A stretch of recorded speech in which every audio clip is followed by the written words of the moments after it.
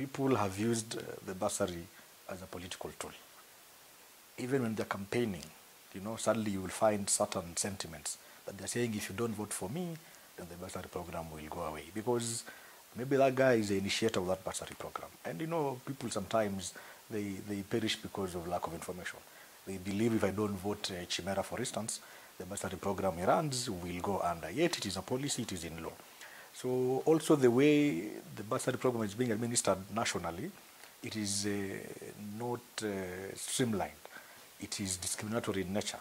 A politician would always want to reward people who supported him in the elections. So there's some kind of tokenism with the whole administration framework of this bursary program.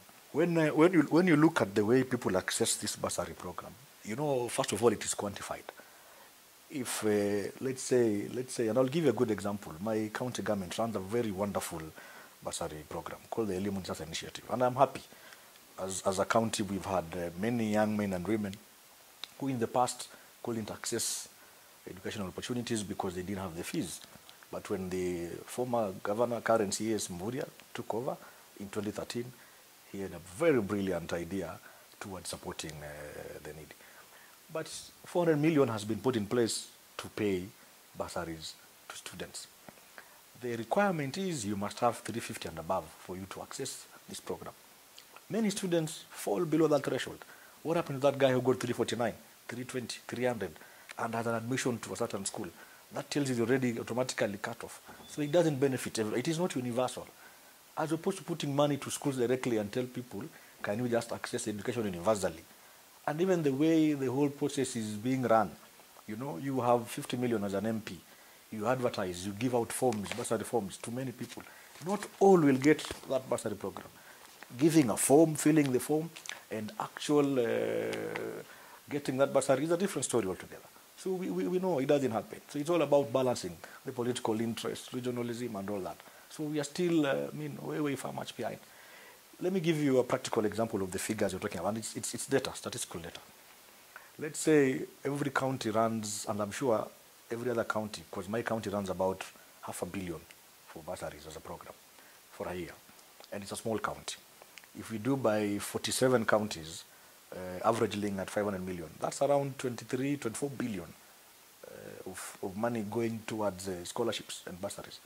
If you look at CDF, give them 50 million per constituency, and they are 290.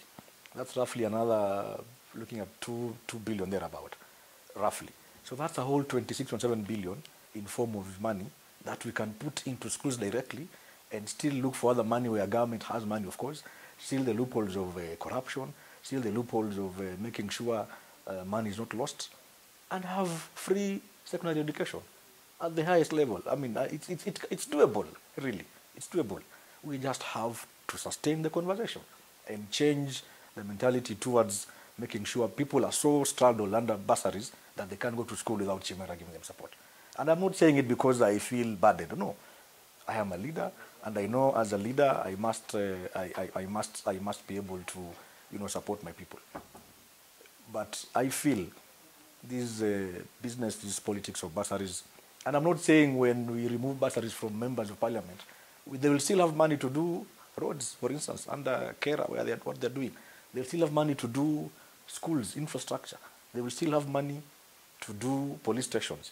We are not collapsing MGCDF altogether, but we're just moving these funds that are going towards education into making sure education becomes universally free and accessible to everyone. That's my argument.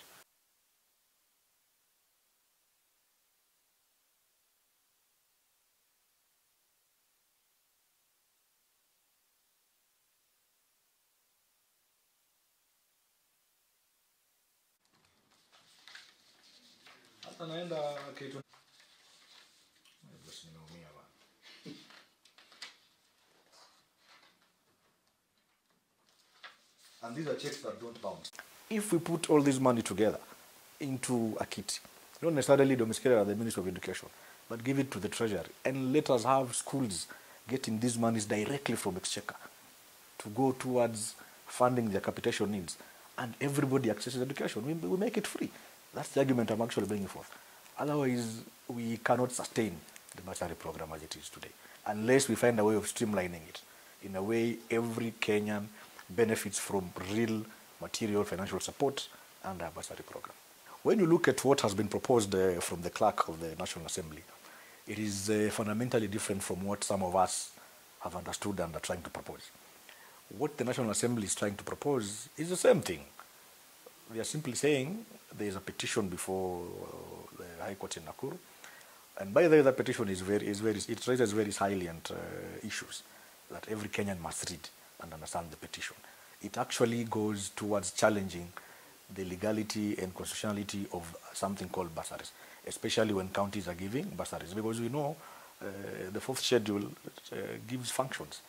We know Article 186, specifically says who needs to run bursaries and at what level and at what scholarship programs you're doing.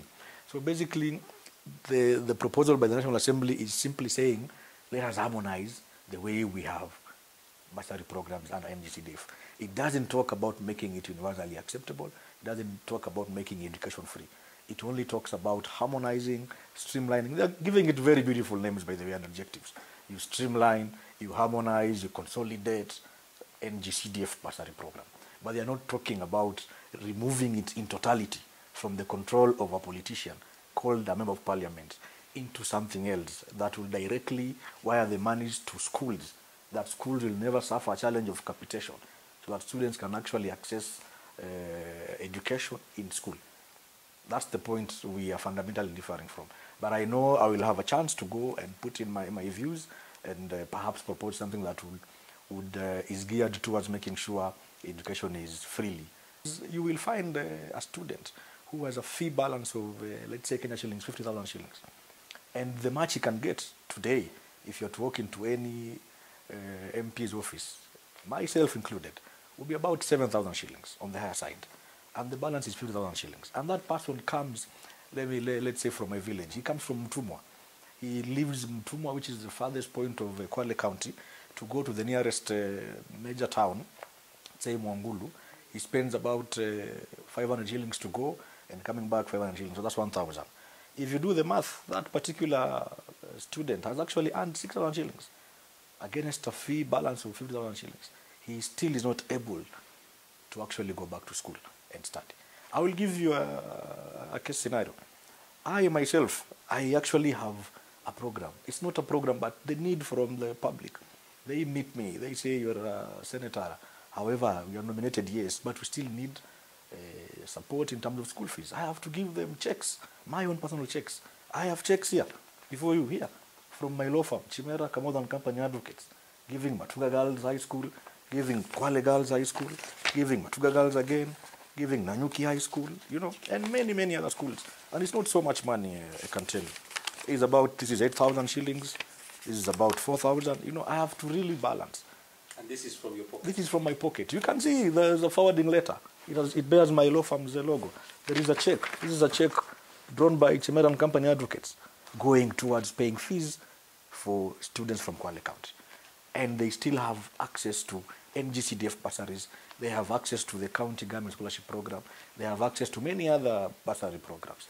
But it is not enough. Mchakato wote wa swala la basari sio kwa ubaya na sio kwamba napinga viongozi wenzangu, lakini ipo haja ya uongozi uliopo kuhakikisha kwamba mfumo huu umeweza kufanywa kwa njia iliyo safi, iliyo ya sawa na iliyo na haki. Kwa sababu utakuta kila kiongozi ndani ya nchi hii ana mpango wa basari. MCA, mbunge, gavana, women rep, wote wana fedha ambayo inakwenda kusaidia masomo kwa vijana. Lakini bado ile fedha haitoshi. Mimi mwenyewe nikiwa seneta mteule, bado inafuatwa na wazazi wengi kutoka kaunti yangu na hata kaunti mbalimbali zingine wakiitisha msaada wa karo za shule. Na sina hundi, sina CDF, sina ngaf, sina lolote. Lakini kwa sababu ya uongozi inanibidi nisaidie. Na nimesaidia wengi. Hata hapa niko na stakabadhi ambazo zimeonyesha kwamba ile support nimepeana kwa wanafunzi. Nimepeana cheki nyingi shule ya Matuga, hapa kuna shule ya Kwale, iko shule ya Matuga tena, iko Kenya Institute of Social Education Thika, iko Nanyuki High School, ipo Wa Girls, ipo St. Paul's Gekano na nyinginezo KMTC. Wananiomba msaada wa basari. Ikiwa tutaweza kuzungumza na kubaliana kama viongozi, tuweke mfumo ambao fedha zote hizi ile fedha ya women rep, fedha ya mbunge, fedha ya gavana ambayo inakwenda mpaka kwa MCA iwekwe pamoja. Hii fedha iende moja kwa moja kwa shule zetu ziweze kupata ufadhili moja kwa moja, ndio wanafunzi wetu wote waweze kupata msaada wa kwenda shuleni, elimu iwe bure. Kwa sababu utapata kwamba ndio yule kijana apate ile basari, aidha anahusiana na mbunge ama women rep ama yule ward administrator kama ni mfumo wa county, ama amepiga mzazi wake amefanya siasa kwa yule kiongozi, na sio sawa. Wanafunzi wengi hawasaidiki.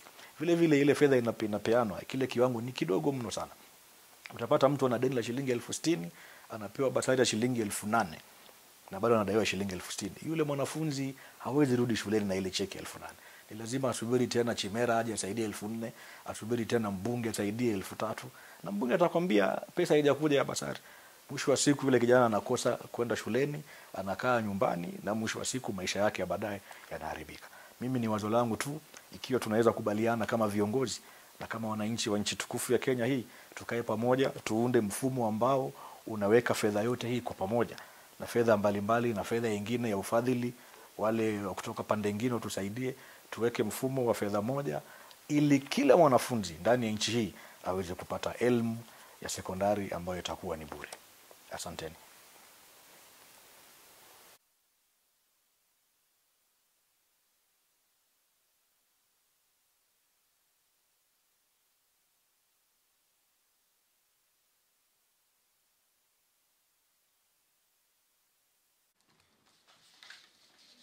Hata naenda kitu. Basi ninaumia bwana.